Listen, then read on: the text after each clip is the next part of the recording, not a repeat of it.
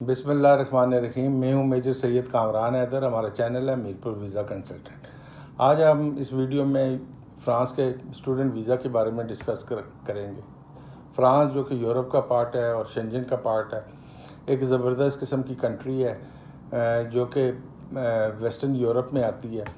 इसमें ज़बरदस्त किस्म की एजुकेशन फैसिलिटीज़ हैं जिससे पूरी दुनिया से लोग आके उससे हेल्प लेते हैं, उसकी उनमें आके पढ़ते हैं, उससे फ़ायदा लेते हैं। पाकिस्तान से भी बेशुमार लोग जाते हैं, एशिया से बेशुमार लोग जाते हैं उधर पढ़ने के लिए। अगर आप उधर जाके पढ़ते हैं, अपने मास्टर डिग्रीज़ वगैरह कंप्लीट करते हैं, तो आपके लिए चांसेस होते हैं कि आपको वहाँ पे वर्क परमिट मिलेगा। वर्क परमिट कंप्लीट करते हैं ग्लाइस तरीके से, तो आपको पीआर मिलने के चांसेस होते हैं और पीआर के बाद वहाँ पे आपके सेटलमेंट के भी चांसेस होते हैं। यूरोप जो है वो हॉलैंड, बेल्जियम इनके करीब है। ख़ासकर उसके जो कैले और जो उस तंग की पोर्टें हैं, वहाँ से जो है ना लोग यूके को ट्रैवल करते हैं डोवर के लिए।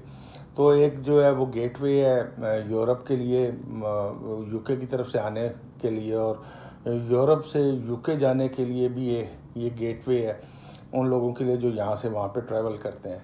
तो ज़बरदस्त किस्म की यहाँ पे बिज़नेस फैसिलिटीज़ हैं, हर चीज़ मौजूद है। अच्छा जी, स्टूडेंट वीज़ा क्यों मैंने बताना ज़रूरी समझा? इसलिए ज़रूरी समझा कि आजकल के दौर में जबकि हम कोरोना से गुज़र रहे हैं, सी टाइप वीज़ा, जो कि सी टाइप वीज़ा में टूरिज़म और विज़िट आते हैं, वो बहुत कम कंट्रीज़ जो हैं डील कर रही हैं, और ख़ासकर यूरोप में तो इस वक्त डील नहीं हो रहा। लेकिन लॉन्ग स्टे वीज़ा जिसमें वर्क परमिट, स्टूडेंट्स और फैमिली रीयूनियंस या सेटलमेंट केसेस या स्पाउस केसेस हैं, वो सिर्फ डील हो रहे हैं। एक तो वो डील हो रहे हैं, दूसरा मैंने ये समझा क्यों ना आपको फ़्रांस के बारे में बताया जाए कि फ़्रांस में भी स्टूडेंट्स जो है ऑल ओवर द वर्ल्ड आके पढ़ते हैं और इधर से फ़ायदा लेते हैं और अपनी डिग्रीज़ कंप्लीट करते हैं। अच्छा जी, तो इसकी जो बेसिक है वो क्या होनी चाहिए? सबसे पहले तो है बेसिकली कोई भी जो स्टूडेंट है वो 18 या 18 से प्लस होना चाहिए। उसके पास मिनिमम एजुकेशन जो है वो इंटरमीडिएट होनी चाहिए। उसके पास जो आइल्स के बैंड है, अगर इंटरमीडिएट है तो 6 बैंड मिनिमम होने चाहिए और ओवरऑल 6.5। और इसी तरह ग्रेजुएट और जो मास्टर्स करने आते हैं उनके लिए हैं।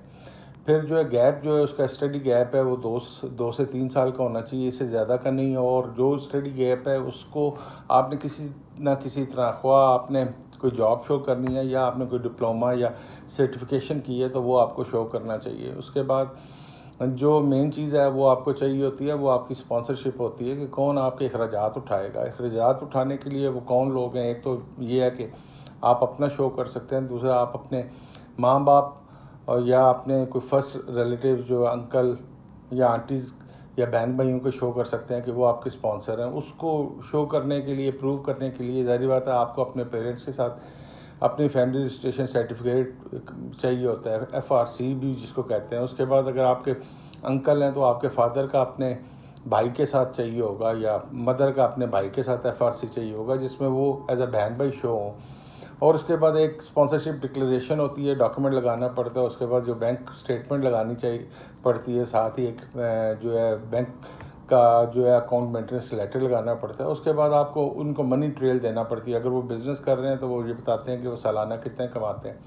अगर उन्होंने कोई बेच के चीज़ अपने अकाउंट में रखी है तो उसकी सेल डीड वगैरह दिखानी पड़ती है। ये वो तमाम डॉक्यूमेंट्स होते हैं जो कि स्पॉन्सर करने के लिए किसी भी स्टूडेंट को चाहिए होते हैं। उसके बाद एक्सेप्टेंस ऑफ स्टडीज़ या एडमिशन लेटर चाहिए होता है किसी भी यूनिवर्सिटी या कॉलेज का। उसमें बताया जाता है कि उसने कितनी फ़ी पे की हुई है, मीन्स टोटल फ़ी किया और कितनी फ़ी पे की है, और जो उसका फ़ी पे करने का मेथड था वो क्या था, क्या कॉलेज में जाके कैश पे की है, बैंक पे के थ्रू पे की है या ऑनलाइन पे की है।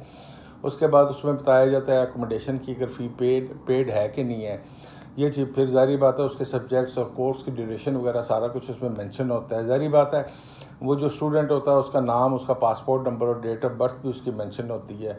ये सारी चीज़ें होती हैं। फिर उसमें लिखा होता है कि जी आइल्स की इसके क्या स्कोर्स हैं और उसके इसके लिए कितने स्कोर्स चाहिए थे। वो डॉक्यूमेंट लगा के आप अपने जो है ना वीज़ा फ़ाइल करते हैं। और ज़ाहिर बात है क्योंकि वो यूनिवर्सिटी की तरफ से इशू होता है तो थोड़ा सा टाइम लगता है कि एम्बेसी या जो आपके जो कौंसलेट है वो कांटेक्ट करता है उस यूनिवर्सिटी के साथ, और अगर वो उसको वेरीफाई करती हैं तो फिर आपको इंटरव्यू के लिए बुलाया जाता है। इंटरव्यू में जो पूछा जाता है वो ख़ासकर उस यूनिवर्सिटी कोर्स और फ़ी किसने पे की है, आपका स्पॉन्सर कौन है, आपका एजुकेशनल बैकग्राउंड क्या है आपके, मीन्स आपको ये पता होना चाहिए कि आपने कहाँ कहाँ पढ़ा है, कितने नंबर ऑफ़ परसेंटेज मार्क्स आपके हैं, आप कौन सी यूनिवर्सिटी में जा रहे हैं, उस यूनिवर्सिटी की बेसिक रिक्वायरमेंट क्या थी और वो रिक्वायरमेंट आप किस तरह पूरी कर रहे हैं। ये सारी चीज़ें आपसे आपकी जो एंट्री क्लियरेंस ऑफिसर या वीज़ा ऑफिसर है वो इस किस्म के सवाल करता है। जब आपकी इंटरव्यू हो जाता है तो उसके बाद जी वो आपको जो है बताता है कि जी आप वेट करें कुछ अर्सा और उसके बाद आपका वीज़ा इशू होता है। ये तमाम चीज़ें थी जो कि मैं समझता था कि आपको बताई जाएँ अगर आप फ्रांस में जाके पढ़ना चाहते हैं और वहाँ पे जाके अपनी सेटलमेंट करना चाहते हैं। अगर आपको कोई चीज़ समझ नहीं आई तो ये नीचे दिए गए नंबर हैं हमारे स्टाफ के, इन पे आप कॉल भी कर सकते हैं, ये लिंक में भी हैं। अगर आप उनसे कोई चीज़ पूछेंगे इंशाल्लाह ताला वो आपको बताएंगे। अगर आप चाहेंगे कि आपकी मेरे साथ अपॉइंटमेंट बुक करें तो वो मेरे साथ अपॉइंटमेंट बुक करेंगे। अगर आप डायरेक्टली चाहते हैं कि मुझे व्हाट्सएप पे मैसेज करें तो 0321446859 नंबर है, उस पर आप मैसेज कर सकते हैं। व्हाट्सएप पे मैसेज करने के लिए 2-3 चीज़ों का आपको ख्याल रखना चाहिए। एक तो आप अपना नाम पूरा लिखवाएं, उसके बाद आप किस सिटी से बिलोंग करते हैं आप वो लिखवाएं और उसके बाद आप अपनी क्वेरी लिखते हैं।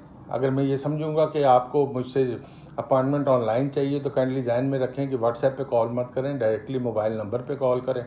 समझूंगा कि आपको अपॉइंटमेंट के लिए मेरे दफ्तर में आना चाहिए तो मैं आपको अपना एड्रेस वगैरह भिजवा दूंगा। लास्ट ऑफ ऑल आपसे रिक्वेस्ट करूंगा ये रेड बेल आइकन ज़रूर प्रेस करें ताकि आप हमारा चैनल शेयर करें, इसको आप अपने सब्सक्राइब करें, इसको अपने दोस्तों के साथ शेयर भी करें जिनको इस किस्म की मालूमात चाहिए। थैंक यू, बहुत मेहरबानी।